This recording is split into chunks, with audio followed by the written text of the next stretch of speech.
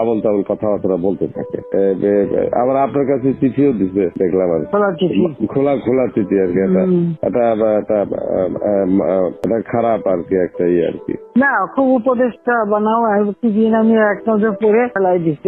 আমার উপদেশটা লাগবে না, এই দেশটা আমার বাপের, আমার বাপ স্বাধীন করে দিয়ে গেছে। আমি জানি এই দেশ আমি চিনি। এখানে আমি বাংলাদেশের বসে বসে কথা বলার শুট করে আবার আমার উপদেশটা বানাতে চোর একটা ও বলছে গ্রামীণ ফোনের সব ইনকাম গ্রামীণ ব্যাংকে যাবে, যে টাকা গ্রামীণ ব্যাংক গরিব মানুষের সাহায্য করবে।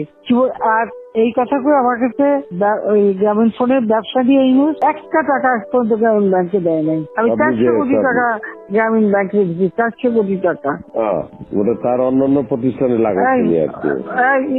না তখন গ্রামীণ ব্যাংক ফাইলে বক্সে ঢুকাই দিচ্ছে। গ্রামীণ ব্যাংক তখন ওই শেষ হয়ে চলে যাচ্ছিল, ওর বদলতে গ্রামীণ ব্যাংক মাঠে বসে গেছিল।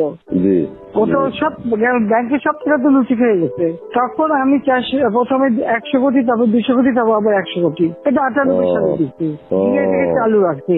তখন এই গ্রামীণ ফোনের ব্যবসা ছিল, এই ব্যবসাটার থেকে যে লাভটা হবে সেই টাকাটা চলে যাবে গ্রামীণ ব্যাংকে, রেগুলার গ্রামীণ ব্যাংকে একটা সোশ্যাল ইনকাম থাকবে। এই বলে ব্যবসা নিয়ে তখন যখন ব্যবসা নাই, তোমার বলে রাখি যদি কোনদিন প্রশ্ন ওঠে বলতে পারবা, 51% মালিক হলো বাংলাদেশ আর 49% হলো নরওয়ে কোম্পানি। আর এখন যে দেখো সব সে ব্যবসা নরওয়ে কোম্পানির কাছে, তার নিজের কাছে বোধহয় 10% বা 15% মতন হয়তো থাকতে পারে, সমস্ত সে বেঁচে খেয়েছে। আর একটা টাকা কোনদিন গ্রামীণ ব্যাংকে এখান থেকে দেয় নাই। আর আমরা সবকিছু ফ্যাসিলিটি তাকে দিচ্ছিলাম, রেলওয়ে, ফাইবার অপটিক ব্যবহার থেকে শুরু করে সবকিছুতে তাকে সুযোগ দেওয়া হয়েছিল। ওইভাবেই তো গ্রামীণ ফোনটা তো অন্যদের থেকে সে সবচেয়ে বেশি সুবিধা পাইছে। চোর একটা রক্ত চুষে খাইছে সব। আমি বলছি যে রক্ত শোষা, গরিবের রক্ত শোষা। যে 30% তার হিসাব করলে 30% সুদ হইতো। সে যা গ্রামীণ মানুষকে যে লোন দিত, তাতে তার যে কম্পাউন্ড ইন্টারেস্ট যদি আপনি ক্যালকুলেশন করেন 40-47% হয়ে যেত। দেখে এমন হয়, তাহলে আর লোকের আর কি থাকবে, ও তো গরিব আরো বেশি করে হয়ে যাবে।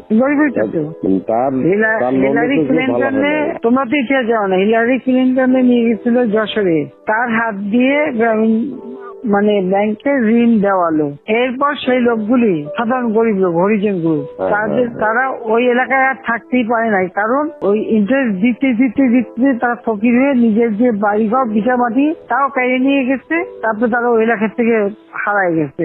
দেন আমি খুঁজছি একজনের পাশে খাগড়াছড়ি, সেখানে যে এসে কাজ করে খায়, আর একজন বোধহয় নীলফামারী নদী আসবে কোথায়, যে এরা ওই পরিবার সদস্য ওই এলাকা থেকেই হারাই গেছে।